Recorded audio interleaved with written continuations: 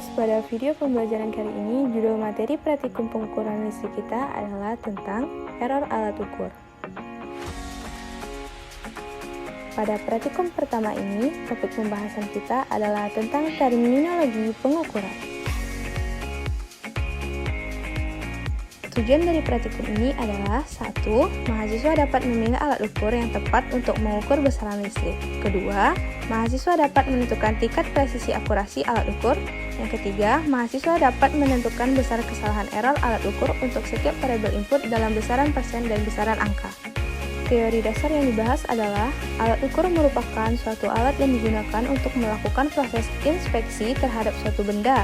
Juga dapat mengatakan bahwa alat ukur adalah perangkat yang dapat digunakan untuk mengukur dimensi atau sudut.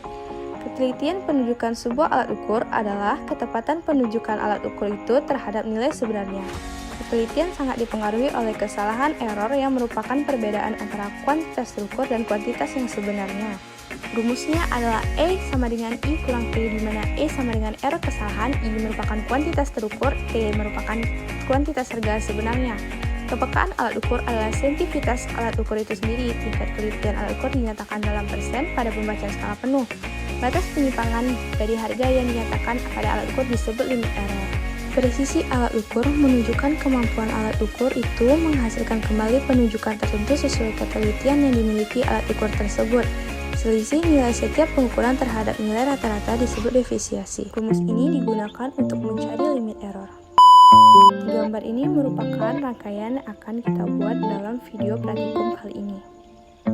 Alat yang digunakan pada praktikum kali ini, 1. Jumper. Kegunaannya untuk sebagai penghubung antara satu dengan alat yang lainnya agar bisa sama-sama berfungsi. 2. Voltmeter. Digunakan untuk mengukur beda potensial atau tegangan listrik dari dua titik potensial listrik pada peralatan elektronik. Yang ketiga, DKD resistor.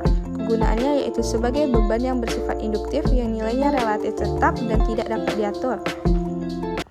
Yang ketiga yaitu power supply DC. Kegunaannya mengubah arus tegangan listrik agar tidak melebihi batas maksimal perangkat menjadi daya cadangan dalam bentuk baterai. Ini adalah gambar rangkaian yang akan kita rangkai. Langkah pertama kita ambil jumper, lalu kita masukkan ke pemasukannya power supply atau input power supply. Di sini kita menggunakan 3 volt. Lalu kita hubungkan ke dalam inputnya dekade resistor. Kemudian dari input dekade resistor kita hubungkan lagi ke inputnya voltmeter. Setelah itu output atau pengeluaran dari dekade resistor kita hubungkan ke output atau pengeluarannya power supply.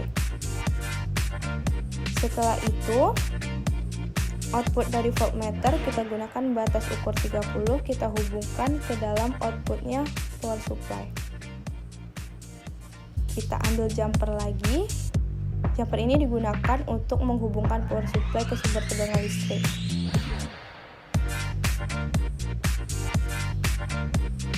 Setelah itu kita hidupkan power supply-nya. Kita atur dekade resistornya menjadi 500 ohm.